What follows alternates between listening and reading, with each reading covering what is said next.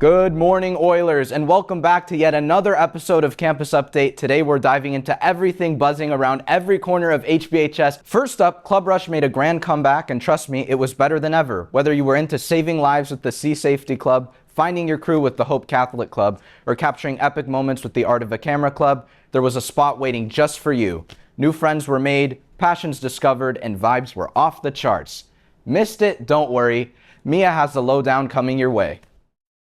Club Rush was the perfect opportunity to explore interests, connect with new people, and get more involved in campus. Last week, we heard some info about Club Rush, but here are some club leaders to talk about their clubs and learn a little bit more about how it went. What our club is about is just about kind of supporting kids who are going through cancer currently right now. Benefits of joining is that, well, for one, you get service hours because you're helping children with cancer who are going through this and supporting them and uplifting their spirits. And Blooms for Better is a nonprofit organization and club at Huntington Beach High School, and we basically work with Chalk Hospital and work with flowers and do different events. We give out flowers, we make arrangements, and we also do cards with flowers, and it's a really cute organization that basically all our proceeds go to Chalk, and we work with Chalk Hospital. Additionally, Club Rush went amazing. We had so many people join our club, and we're so excited for this year and what's to come. Now, if you've been on social media lately, you probably saw a helicopter crashing through a cluster of palm trees down at the city beach. What you may not know is that the helicopter was here to participate in this year's annual Cars and Copters show. Nico was there and has more info. You'll feel the engines rumble, hear the rotors spin, and see the California coastline transform into a playground of speed and style. This is Huntington Beach, where the ocean meets horsepower. The annual Cars and Copters on the Coast event brings together the most incredible machines on land and in the sky. From exotic supercars to roaring muscle classics, from sleek private helicopters to rescue choppers. Every ride here tells a story of power, precision, and passion. Families, enthusiasts, and pilots gather for one unforgettable day. Whether you're here for the cars, the copters, or just the vibe, this is the place to celebrate craftsmanship, community, and pure adrenaline. Welcome to Cars and Copters, Huntington Beach, where the sky meets the street. Now, shifting gears from grass stains to game points, our girls volleyball team has been serving up more than just school spirit this season. Whether it was saving dives, powerful spikes, or last-minute rallies, they brought intensity and heart to every match. To give us the full rundown on how the season played out, the wins, the close calls, and everything in between, here's Carly with the inside scoop on the team's performance this year. As the 2025 girls volleyball season comes to an end, I'm here to talk about the season and how the players did. The last home game was on October 14th against Los Al and was super exciting. There was also a home game the Tuesday before on October 7th against Marina. Some of the players came out to tell us their experience playing volleyball here at Huntington. In my case, I've been on the varsity team since I was a sophomore, and I take a lot of pride in being an underclassman on varsity. It's something that, you're given a role and you're expected to fill it by girls that are older than you, so I feel like I'm proud of it, and I always have been. I'm a right side or an opposite. Basically, the main job of a right side is to block, pretty much play defense, and to kill. That should be the hitter that you're able to set and expect them to get a kill out of any time in the game. I feel like it's been a really good improving season. Us being a younger varsity team, we've had a lot of practices and team building and really getting to know each other, and I really look forward to this next year with them, my senior year, because I think that we can be really good as we have a lot of underclassmen that are developing and becoming really good. I play middle blocker, and I basically just hit the ball and block. And I made a lot of friends, and we have a lot of new players on the team, so it made it super fun to get to know everyone. Playing varsity volleyball, it feels very unreal, especially being a freshman. Honestly, it's a lot of fun. I'm a libero, so we're basically the ones that do all the defense, most of the defense, and we get a lot of first touches. Our volleyball season was pretty good. I met a lot of new people and made a lot of new friends. Girls volleyball here at Huntington is a super exciting sport to watch and play with a great program. I hope everyone got a chance to see at least one of the games and be excited for the next season, Oilers. The players are sure to do great. Horns blaring and strings stringing, the APA Orchestra is back with a brand new fall show that's sure to hit all the right notes. This year, they're bringing fresh energy and exciting new pieces to the stage, and you won't want to miss it. Mark your calendars for October 30th at the Rose Theater, where the orchestra will fill the hall with everything from powerful symphonies to beautiful melodies. For all the details on the show, the program, and how you can get your tickets, here's Jack with the full scoop. Take it away, Jack.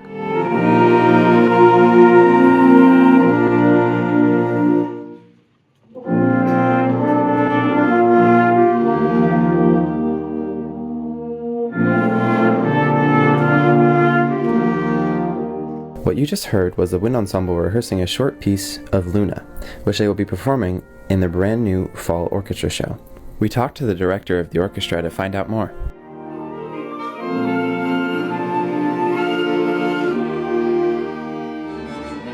On October 30th, we'll be having our string orchestra directed by Mr. Pham and our wind orchestra performing directed by myself.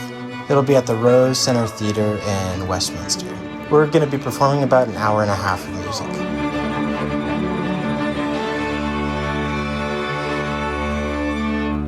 The varsity football team is gearing up for senior night, and this year they're throwing a pink out. Yep, you heard that right. Pink jerseys, pink socks, maybe even pink cleats if you can find them.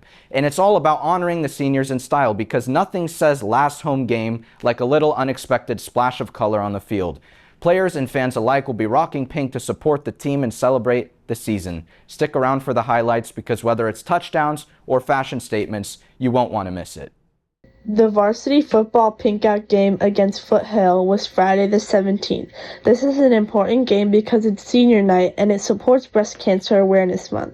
It began in 1985 to encourage early detection, promote education, and fund research for the disease. I'm very excited for it. We have a lot in store for it. We have some wig snatching competitions to do at the home game hype parade on Friday, and it's going to be really fun. I think it's super important, and that's why we're doing the pink out game and all wearing pink to show our support for all the women that have gone through that. And I think it's really important to educate people on it, and it's a really good game to do it at. Got a craving for pizza and want to help out the girls' soccer team? Well, here's your chance to score big without even breaking a sweat. The team is teaming up with Mod Pizza for a fundraiser, so all you have to do is show up, order some delicious pizza, and pretend you're helping out with the killer assist. Just mention the girls' soccer fundraiser, and a portion of your pie goes straight to the team. It's the only time you can say, "I'm supporting soccer," while stuffing your face. And honestly, that's a win for everyone. Stay tuned for all the details.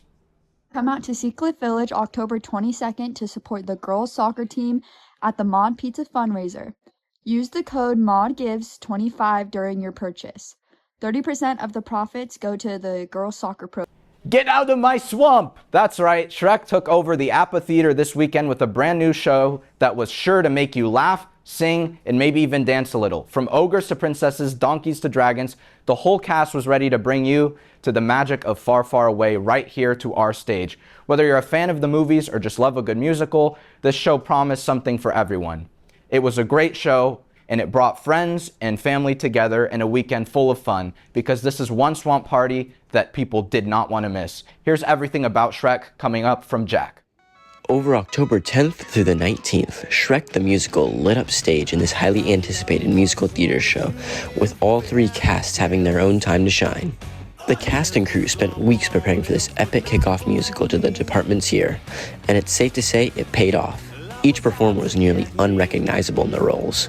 From ogres to donkeys to dragons, they bring this beloved story to life with energy and heart. The costumes were detailed and true to the classic tale. The sets transformed the stage into a living, breathing fairy tale world, and together, they made the show a true showcase of student craft and creativity. Favorite part of the show, I think, is barking and fighting on stage with Nathan. All in all, Shrek was an unforgettable production, and we can't wait to see what comes next. Be sure to tune in for the next APA show, Romeo and Juliet. Looking for a way to shine on stage and make some new friends? The Boys and Girls Club Fountain Valley Clubhouse has just the thing. Their awesome theater program. Whether you're a future star or just love a good spotlight moment, this program is all about creativity. teamwork, and having a blast while putting on great shows. From acting and singing to behind-the-scenes magic, there's a spot for everyone who wants to be part of the theater world. If you've ever dreamed of stepping into the spotlight, now's your chance. And trust me, the curtain's about to rise on something special. Kieran has all the details. What is Clubhouse? Well, Clubhouse to me is like my home away from home. It's great. I love it. Clubhouse is a community, it's a family, it's a theater. We do have a theater program, which is one of our most prominent things that we provide to our community. However, we have karate, we have ballet, all sorts of dance lessons actually. We do tap dance, jazz dance, contemporary, everything. And it's a wonderful program, and it's very, very inclusive. I've seen children who have not even wanted to go on stage. Like, they're so afraid of even talking, and I've seen them in like 3 to 4 months' time on stage singing in front of hundreds of people. I love Clubhouse. I'm not shy of saying that. I'm really not shy of saying that I love Clubhouse with all my heart. It may surprise you to learn that some members of our Oilers staff have been leaders of an original rock band for the last 29 years. They've been working on a special project resurrecting a never-heard song from 1959 that is getting airplay worldwide this Halloween season. Kaylee tracked them down to tell us the whole spooky story. We've been working here for, about 20 years, and I don't think we've ever really come on Campus Update and talked about what we do musically, but we've been in a band since like 1996 or something like that. And we have a cool project coming out soon, and we were talking about Halloween, and we thought it'd be a fun time to kind of talk about something we've been working on, which is we've got a track on this cool compilation, and we work really well with the people that put this together, and I helped do a lot of the work on it myself. But the really interesting thing about this that makes it a cool story is that the song that we did was originally a song that Susan's dad wrote back in the 50s that he begged us to record. It's called The Eyeball Eater.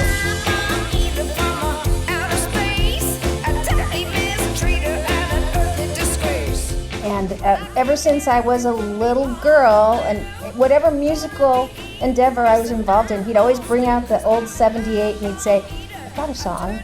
You guys should do this. If you really want to, have a hit, and have some fun, you should do The Eyeball Eater. And we go, okay, Dad. And then this project came along where they needed Halloween material. We got his old recording that we digitized and just learned how to play it and kind of made it sound sort of old, like it's supposed to sound. So it's a parody of an old Disney record that all of us had as kids. Yeah. So the some of the staff looking at this may be like, oh yeah, I had that. And when you open it up, there's a game in here. And it comes with game pieces and stuff, and all the bands are represented. It's fun. There's a lot of really cool people, a lot of cool tracks on this, and some well-known artists and us. Anyway, this is the stuff we do when we're not here at APA thinking about Retrofest or Shrek or Romeo and Juliet or playlist that's coming up. So we have a lot of material out there online if you go find it. So now you know. That's it for this week, Oilers. Hope you enjoyed a show of Shrek, Cars and Copters, and our very own Sparkle Jets UK. See you around.